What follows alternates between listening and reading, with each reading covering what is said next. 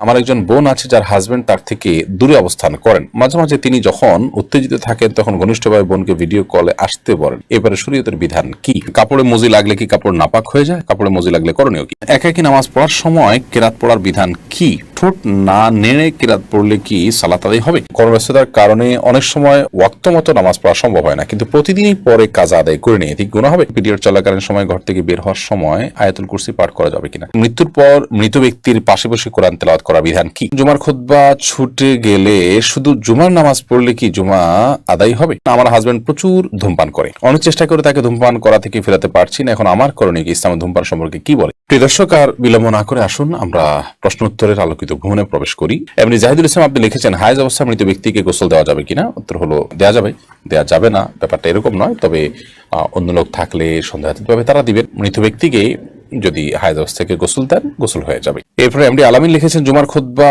ছুটে গেলে শুধু জুমার নামাজ পড়লে কি জুমা আদায় হবে? জুমার খুতবা যদি ছুটে যায় তাহলে সেক্ষেত্রে শুধু জুমার নামাজ যদি পড়েন তাতেও আপনার জুমা আদায় হয়ে যাবে, অর্থাৎ ওয়াক্তের জুমা আদায় করেছেন ওই সপ্তাহে, সেটি বলা যাবে। কিন্তু এমনটি নিয়মিত হওয়া সন্দেহাতীতভাবে গর্হিত কাজ, কারণ জুমার খুতবা শোনাটাও কিন্তু ওয়াজিব, বিদেশে ওয়াজিবটা ছুটে যাচ্ছে, আপনার ত্রুটিপূর্ণ হচ্ছে। এমনি মতিউর রহমান মতি আপনি লিখেছেন, বিয়ে ঠিক হয়েছে, এখন এই মেয়ের সাথে কথা বলতে পারবো? না, ঠিক হয়েছে আপনি তখন কথা বলতে পারবেন না। বিয়ের আগদ হয়ে গেছে, প্রস্তাব সম্মতি হয়েছে দুজন সাক্ষীর সামনে, তারপর আপনি কথা বলতে পারবেন। ঠিক হয়েছে এর মানে হলো জাস্ট মুখোমুখি ঠিক হয়েছে, আগদ এখনো হয়নি।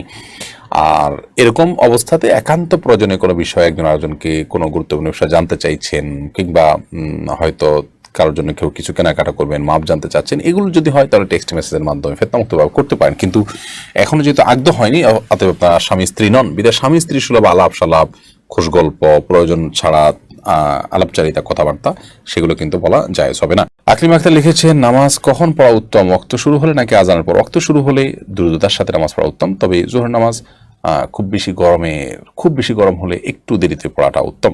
এমনি রফিকুল ইসলাম আপনি লিখেছেন, একাকী নামাজ পড়ার সময় কেরাত পড়ার বিধান কি? ঠোঁট না নেড়ে কেরাত পড়লে কি সালাত আদায় হবে?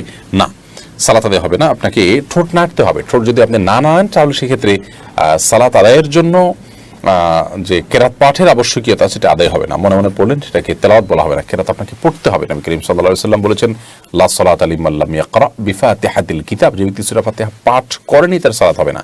তাহলে এখানে পাঠ করতে বলেছেন তিনি। আপনি যদি মুখ না নাড়েন, ঠোঁট না নাড়েন, জিহ্বা না নাড়েন, তাহলে তো পাঠ হলো না, সেটা কল্পনা হলো, সেটা জল্পনা হলো, সেটা স্মৃতিতে আপনি স্মরণ হলো। তো স্মরণ করতে তো বলা হয়নি, বলা হয়েছে পাঠ করতে। অতএব আপনি ছোট না নামলে নামাজ হবে না।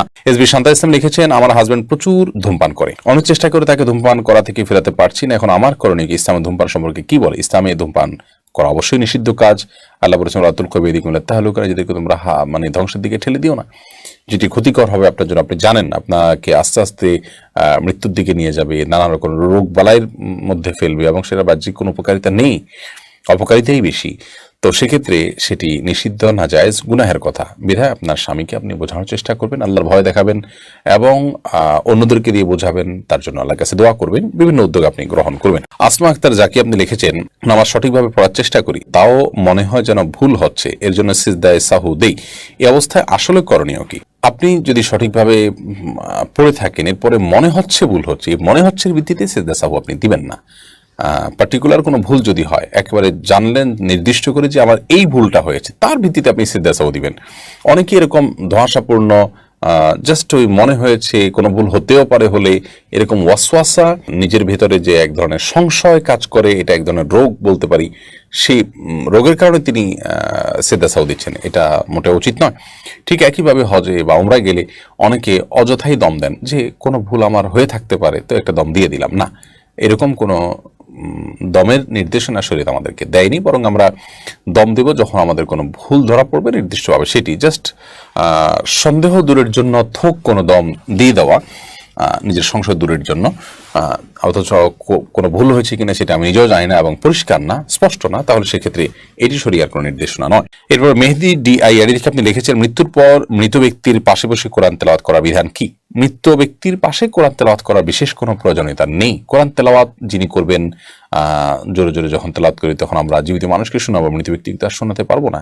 ওমান তাবি মুসমিআন মানফুল কুবুর, যার কারণে মৃত ব্যক্তির পাশে বসে কোরআন তেলাওয়াত করতে হয় এরকম কোনো নির্দেশ কোরআন হাদিস আমাদেরকে দেয়নি। মৃত ব্যক্তিকে দ্রুততার সাথে গোসল দিয়ে জানাজা দাফনের মাধ্যমে তাকে বিদায় জানাতে হবে, সেটি হলো কোরআন এবং হাদিস কর্তৃক নির্দেশনা, অতএব সেটি আমরা করব। আর এর বাইরে তার জন্য ভাড়াটিয়া লোক দিয়ে অনেকে কোরআন তেলাওয়াত করেন, অথবা ভাড়াটিয়া ছাড়াও আপনার চারপাশে ঘিরে তেলাওয়াত করা, এরকম কোনো নির্দেশনা কোরআন এবং হাদিস থেকে দেওয়া হয়নি। এম সালমা লিখেছেন, পিরিয়ড চলাকালীন সময় ঘর থেকে বের হওয়ার সময় আয়াতুল কুরসি পাঠ করা যাবে কিনা? পিরিয়ড চলাকালীন সময় কোরআন কারীম তেলাওয়াত করবেন না, এটাই জমহুর আমাদের মত। তবে অনেক ওলামা কেরাম এটাকে জায়েজও বলেছেন। আবিদ হাসান আপনি লিখেছেন, কর্মব্যস্ততার কারণে অনেক সময় ওয়াক্ত মতো নামাজ পড়া সম্ভব হয় না, কিন্তু প্রতিদিনই পরে কাজা আদায় করে নিয়ে ঠিক গুনাহ হবে? অবশ্যই গুনাহ হবে।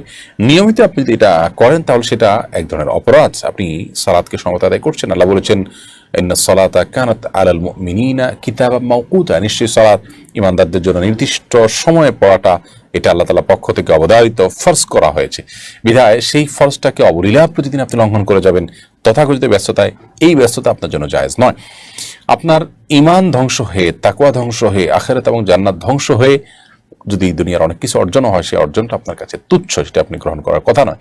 আপনাকে যদি নিঃশ্বাস আটকে রেখে কাজ করতে বলা হয় এবং তার বিনিময়ে আপনাকে অনেক টাকা অফার করে, আপনি নেবেন না, কারণ জানে না থাকলে, জীবনে না থাকলে, বেঁচেই না থাকা গেলে এই টাকা দিয়ে আমি কী করবো? ঠিক একইভাবে নামাজে যদি পড়তে না পারি, আমার আখিরাত পুরোপুরি ধ্বংস হয়ে যায়, তাহলে সেক্ষেত্রে এই ব্যস্ততার কী মানে থাকতে পারে?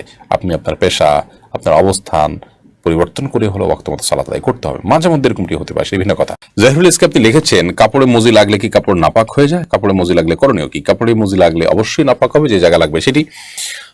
মজি বা ওয়াদি এই দুটি পদার্থ মূলত বীর্যপাতের আগে আঠালো পানির মতো আপনার জিনিস বের হয়, এটিকে মজি বলা হয়। পেশাবের সাথে কোত দিলে যে সাদা পদার্থ বের হয় সেটিকে ওয়াদি বলা হয়। এই অনেক সময় হচ্ছে প্রেশারের কারণে বের হয়, এটা চাপের কারণে কারো বের হয়, অসুস্থতার কারণে। তো মজি বা ওদি এগুলো নাপাক, এগুলো যদি লাগে তাহলে শরীর বা কাপড় যে জায়গা লাগবে ওই জায়গাটা ধুইতে হবে, পরিষ্কার করতে হবে। আদিবা আমিন দিবা আপনি লিখেছেন, আমার একজন বোন আছে যার হাজবেন্ড তার থেকে দূরে অবস্থান করেন। মাঝে মাঝে তিনি যখন উত্তেজিত থাকেন তখন ঘনিষ্ঠভাবে বোনকে ভিডিও কলে আসতে বলেন, এবারে শরীয়তের বিধান কি? আল্লাহ মাফ করুন, এই বিষয়গুলো মৌলিকভাবে জায়েজ যদি সেফটিটা নিশ্চিত থাকে, অর্থাৎ ভিডিও বেহাত হবে, অন্য থার্ড পার্টির কাছে যেতে পারে, এরকম আশঙ্কা থাকলে সেক্ষেত্রে এটা জায়েজ নয়, কারণ সতর্ক ঢাকা এবং নিজের প্রাইভেসিকে রক্ষা করাটা অবশ্য কর্তব্য। আর এই সাধারণত যে সমস্ত অ্যাপগুলোর মাধ্যমে ভিডিও কল করা হয়, এগুলো আমি যতটুকু জানি যে সেগুলো সংশ্লিষ্ট কর্তৃপক্ষের মনিটরের সুযোগ থাকে, যদিও তারা ইন্ডিভিজুয়াল প্রত্যেকটা মানুষকে আলাদা আলাদা করে তারা মনিটর করার সুযোগ পায় না। যদি বেহাত হওয়ার বা অন্যের দৃষ্টিগোচর হওয়ার বা অন্যের কাছে যাওয়ার মতো সেরকম আশঙ্কা না থাকে, তাহলে এটা বেসিক্যালি জায়েজ আছে। স্বামী স্ত্রী একে অন্যকে তার শরীরে যে কোনো অংশ দেখাতে পারেন, তবে এগুলোর ফলশ্রুতিতে তাদের উত্তেজনা আরও বেশি বৃদ্ধি হবে, এর ফলশ্রুতিতে তারা হারামে লিপ্ত হতে পারেন, জড়াতে পারেন। আর এই কারণে প্রবাসে খুব দীর্ঘ সময় স্ত্রী ছাড়া একজন স্বামীর বসবাস করা জায়েজ নয়, বা স্বামী ছাড়া স্ত্রীর বসবাস করা জায়েজ নয়।